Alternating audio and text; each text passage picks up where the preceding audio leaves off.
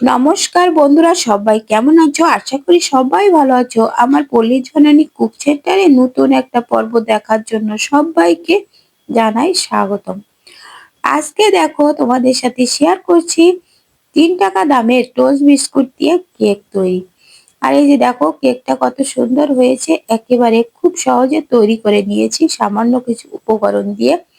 তো তোমরা দেখতে থাকো, কেউ যেন স্কিপ করো না, আশা করি ভালো লাগবে। তো দেখার শুরুতে কিন্তু একটা লাইক করে দিও আর বন্ধুদের সাথে শেয়ার করো।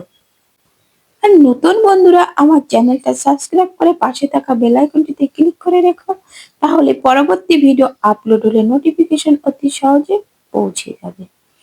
এই যে দেখো কেক তৈরি করার জন্য আমি রেডি হয়ে গেছি। তো দেখো বাটিতে আমি 1 বাটি চিনি ঢেলে নিচ্ছি।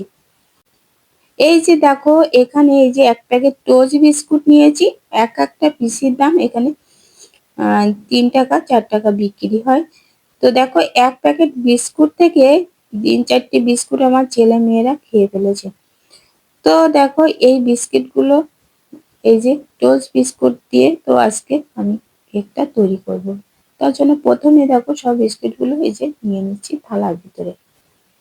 এই যে দেখো টোস্ট বিস্কুট গুলো সব এভাবে হাত দিয়ে দিয়ে একটু ভেঙে ভেঙে নেব। তো ভেঙে তারপরে একটু ব্লেন্ডারে করে ব্লেন্ড করে নেব। এর আগে দেখো তোমাদের কাছে যে বিস্কুটের ভিডিও দিয়েছিলাম, বিস্কুট দিয়ে কেক তৈরি, সেই ভিডিওটা না ভুলবশত আমার ডিলিট হয়ে গেছে।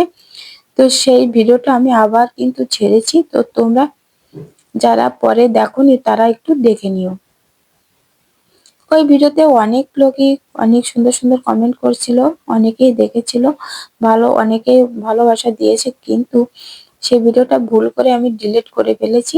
তবে আমার গ্যালারিতে ছিল ভিডিওটা, তো সেই ভিডিওটা আমি কিন্তু আবারও পোস্ট করেছি।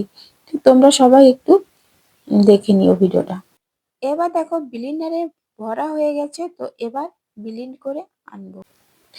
এবার দেখো 1 বাটি চিনি নিয়ে নিলাম আমি এই গাবলার ভিতরে। আর এই যে দেখো টোস্ট বিস্কুট গুলো এই যে ব্লেন্ড করে এনেছি, তো অনেক মিহি আছে এখানে, যদি তোমরা চাও চালনি দিয়ে চেলেও নিতে পারো।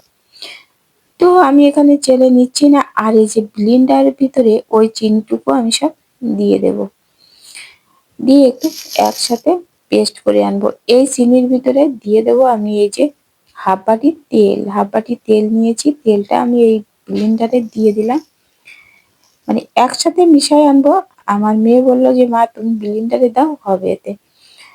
তো দিতে বললো, তাই এই যে আর একটা ডিম নিয়েছি, ডিমটাও আমি এই ব্লেন্ডারে দিয়ে দিলাম, দিয়ে ডিম দিয়ে চিনি দিয়ে তেল দিয়ে একসাথে ব্লেন্ড করে নিয়ে আসবো, তাহলে চিনিটাও গলে যাবে তাড়াতাড়ি আর ডিম আর তেল একসাথে ভালো মিশে যাবে। এবার দেখো ব্লেন্ড করা হয়ে গেছে। তো এবার এই পেস্টটা আর কি ঢেলে নেব একটা গামলার ভিতরে, যে ঢেলে নিচ্ছি। দেখো ঢালা হয়ে গেছে। তো দেখো ব্লেন্ডারে অনেক লেগে আছে, তো এই জন্য একটু দুধ দিয়ে তো আমি এটা একটু ধুয়ে নেব ব্লেন্ডারটা। দেখো ঢেলে নিয়ে নিলাম। এবার ওই বাটি মেপে 2 বাটি নিয়ে নিলাম টোস্ট বিস্কুটের গুঁড়ো, আর নিলাম হাফ বাটি ময়দা দিয়ে এবার হ্যান্ড উইচ দিয়ে ভালো করে মিশিয়ে নেব। কম কম করে দুধ দিয়ে মিশাতে হবে। এখানে আমার 2 বাটি দুধ লাগবে।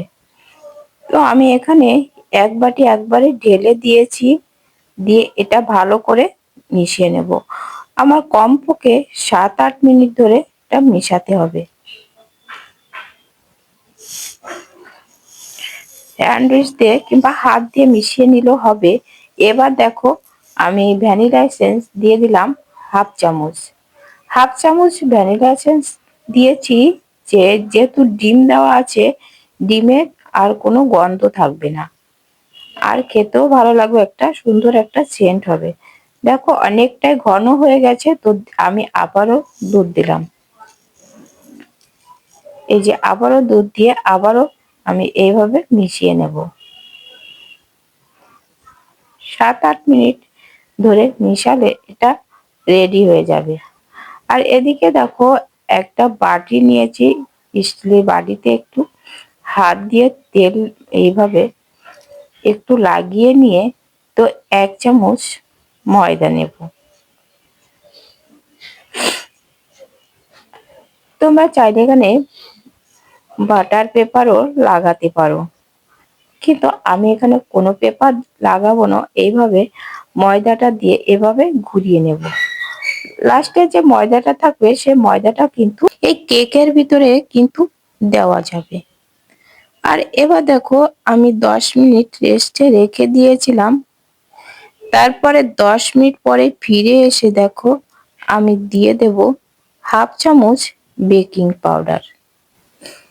এবার দেব বেকিং সোডা, আর 1/2 চামচ বেকিং সোডা দিলাম। তার উপরে দিয়ে দিলাম একটু জল।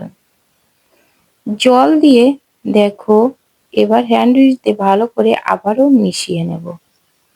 10 মিনিট রেস্টে রেখেছিলাম আমি। রেখে এবার দেখো আবারও ফিরে এসে তো এই যে আবারও হ্যান্ড উইচ দিয়ে ভালো করে মিশিয়ে নেব। এই যে আর বেটারটা দেখো এরকমই রেখেছি আমি, খুব মোটা না আবার খুব পাতলা না, মিডিয়াম রেখেছি। এবার এই যে এই বাটিতে যে ময়দা কোট করে রেখেছি যে বাটিটা, সেই বাটির 1/2 বাটি মতো নিয়ে নেব। তো একটু দেখো বাটি কিন্তু ফুল করে দেওয়া যাবে না, তাহলে পড়ে যেতে পারে, যেহেতু এটা ফলবে। তো এর জন্য 1/2 বাটি দিয়েছি, আর অল্প একটু রয়েছে তো আমি আর একটা ছোট বাটিতে পরে দিয়ে দেব। তো দেখো এদিকে কড়াইতে আমি 5 মিনিট মতো বালি দিয়ে ভালো করে গরম করে নিয়েছি। নিয়ে তো এবার এই যে দেখো বাটিটা বসিয়ে দিয়ে একটা গামলা ঢেকে দিলাম।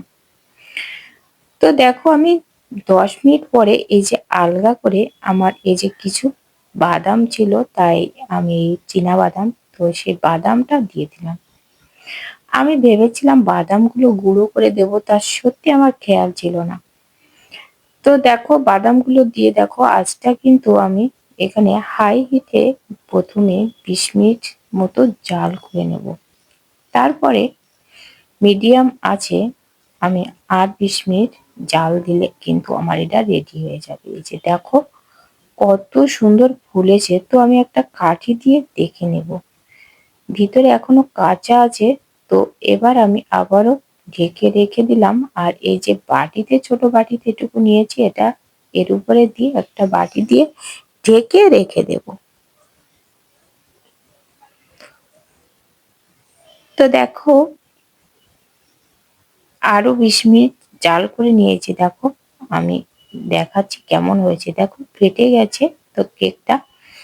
এবার দেখো এভাবে একটা কাঠি দিয়ে আমি দেখে নিচ্ছি চেক করে। দেখো কোনো কিছু লেগেনি। তো দেখো নামিয়ে নিয়েছি। দেখো কত সুন্দর হয়েছে। তো বুঝতেই পারছো কেকটা দারুণ হয়েছে। তো তোমরাও কিন্তু এভাবে কেকটা বানিয়ে নিতে পারো। আমি সাইড দিয়ে এই যে ছাড়িয়ে দিচ্ছি। তো কেমন লেগেছে কমেন্ট করে জানাতে ভুলো না, আর একটা লাইক দিতে ভুলে গেলে একটা লাইক করে দিও। আর নিচটা কত সুন্দর হয়েছে তো দেখতেই পেলে। আর খেতে কিন্তু দারুণ হয়েছে, যেহেতু টোস্ট বিস্কুট দিয়ে এটা তৈরি করা। তো অপূর্ব হয়েছে কিন্তু খেতে। তো তোমরা একবার হলেও এভাবে তৈরি করে খেয়ে দেখো। তো দেখো কেকটা কত সুন্দর হয়েছে। আর এই যে বাটিতে দিয়েছিলাম সেটা একটু দেখে নাও। এই যে দেখো কত সুন্দর হয়েছে, ভিতরটাও দারুণ হয়েছে। তো আজ এ পর্যন্ত, দেখা হবে পরবর্তী ভিডিওতে। ততক্ষণে তোমরা ভালো থেকো, সুস্থ থেকো। নমস্কার বন্ধুরা।